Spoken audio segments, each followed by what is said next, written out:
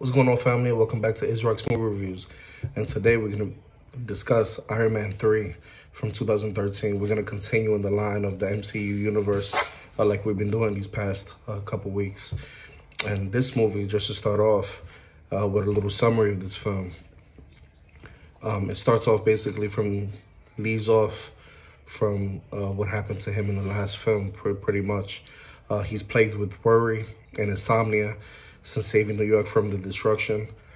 Tony Stark, played by Robert Downey Jr., is now more dependent on his suits as ever. That gave him his Iron Man persona, in the two first films. This movie basically is a pickup from where the Avengers left off, and every aspect of his life is affected in this one, including the relationship with Pepper. After an enemy known as the Mandarin, played by Kingsley, reduces his personal world to rubble pretty much in this one, after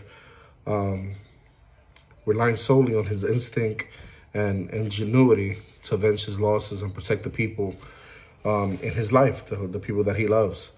And I'm going to start off by saying, man, this movie was as charming as Robert Downey Jr. is. I loved Pepper being badass in the suit in this film. The plot was silly, it was obvious. Rebecca Hall plays a woman named Maya Hansen, and she played basically to a stereotype in this one. And the crew cut guy, played by James Rhodes, who didn't have a significant role pretty much in the film, was much more fun and effective than Guy Pearce, who was basically the main villain of the movie. And there was too much of a Christmas, I feel, in this movie. A bit of over narcissism, but you get that in an Iron Man film, especially when you got RDJ starring in it. But I felt the narcissism was with the fashion of the Iron Man suits and paint jobs, basically, right? There was a lot of Iron Man suits in this one, and it was cool to see. But starting off, Iron Man 3 was a lot of fun. And it was an interesting take on the franchise. But you're watching this review, right, because you want to know if the movie was any good. So I'm going to give you my positives. One, the characters, again. RDJ is awesome in this film. In fact, he has a lot more humanity to him with this character this time around in this film. This movie focuses more on Tony Stark than Iron Man, which might be a bad thing for some people who love their action, but I like the direction it was going with the character, because he suffered from PTSD from the actual Avengers film, where he was actually taken into space and then, saved by the Hulk eventually. He's been through a lot. You have Gwyneth Paltrow, who's great again as Pepper Potts, as his equal in this movie. And I'm interested in the direction they'll go with her after her formation into the extremists, which, spoiler alert, if down the line, once you saw Endgame, you see her in the suit for the final time. They didn't really explore too much with her, but we'll get to that down future reviews. But Don Cheadle was awesome as Rhodey. I love him in this role. I don't know if Terrence Howard could have matched his role or did it better, but Don Cheadle was, to me, a perfect casting, especially from the last film. He's a lot more likable in this film, a lot more to do than Iron Man. The rest of the cast is fine.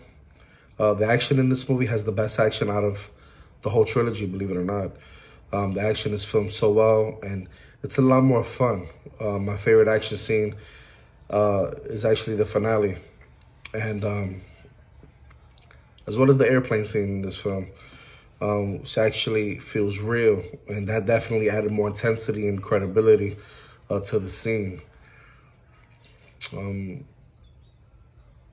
There's also some action scenes that involve Tony himself, such as the mansion scene where he takes one of the guards in a very entertaining way. Overall, Iron Man 3 handles its action excellently. I think the feel of this movie, as I'm looking through my notes, this film does more focus on Tony Stark than Iron Man, like I said before, which might bore some people, but it didn't bore me. It actually excited me. I got to see the more character in him, although we did get a lot of character from him in the first film. But some people are going to want more action, even though this movie does supply that. But I honestly liked it, especially the scenes that he has with that kid that eventually comes down again in Endgame. You see him towards the ending in the funeral scene, and we still don't know, you know, what's the reason for that kid being involved in Endgame. You know, we knew what he did in this film. We didn't know that it was going to carry over to the next film, and I thought that was unique because it's still open. He's still young enough to come into the MC universe again as something we probably don't expect. You honestly feel for Tony a lot more in this film, and it adds more humanity to his character. I loved it. The film seems to stray a bit away from the typical superhero blockbuster extravaganza, which I loved, which you loved, which the world loved. But I thought that could have been a negative. And going with that, here are some of my negatives with this film, and there aren't a lot. Number one, I think the handling of the Mandarin was atrocious.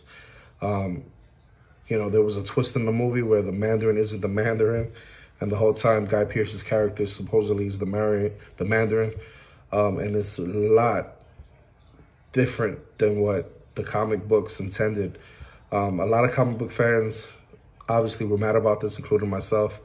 Even if you're not a reader of the comic books, it was going to bother you because, don't get me wrong, the scene where it's revealed that the Mandarin, played by Ben Kingsley, who did a phenomenal role, he was actually great in the movie.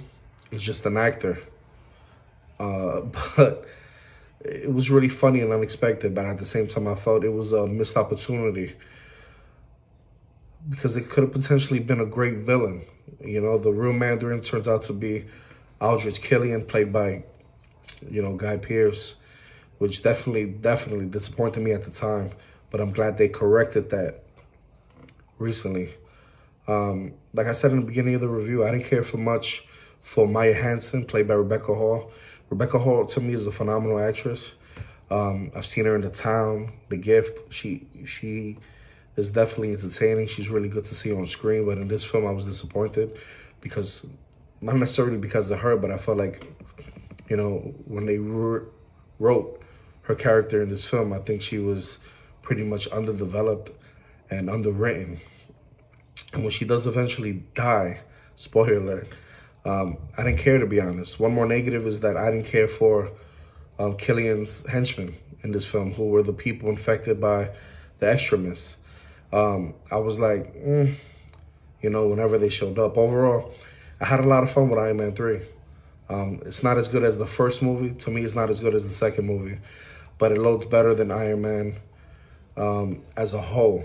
And I loved the characters. The action and the overall tone of the film is intriguing. It's very different than the first two films. But I definitely was let down by the villain in this. I felt like it could have been handled much better. You know, whereas the two Iron Man films prior to this became better with repeated viewings, in my opinion. I think Iron Man is far less rewatchable. And don't get me wrong, I still love the franchise in whole, love the film. But, you know, it's always hard to see a movie with RDJ and not find his sarcasm and his personality incredibly warming, which he is in every installment of not only this franchise, the Iron Man franchise, but in the Avengers franchise. And I think that's what pretty much carries all these films. You know, what really messed this film up for me was the villain. You know, he was generic, and that's what the MCU, that's their downfall as a whole. The villains aren't up to par most of the time. They're lackluster, and sometimes they're absent in the entire plot. You know, you're going to be entertained, even if the plot drives you crazy in these films, but you're not going to leave the film and not be entertained. So overall, I think you should definitely watch this movie. Jon Favreau, the director of the previous Iron Man films, is still around in this one. You know, he's actually Happy Hogan. As you know, he's the sidekick of Iron Man all the way through the end. But this movie it did exactly what it was supposed to do, and it entertained you. Many will say it's better for some reason than Iron Man 2, which I did disagree. But I love the story that they told. You know, you see Robert Downey Jr. in the first two films as this, you know, kind of like a billionaire, right? A bit, not kind of, but he is a billionaire who's very loose, who's very charming, very witty, but he's kind of cocky, very arrogant. In this film, they brought him right back down to earth. You can tell that the arrogance and all that slick, witty bullshit that he brings to the character in a positive way is out the window because he's suffering through that PTSD. And I loved that they made him a very human and pretty much unjust character.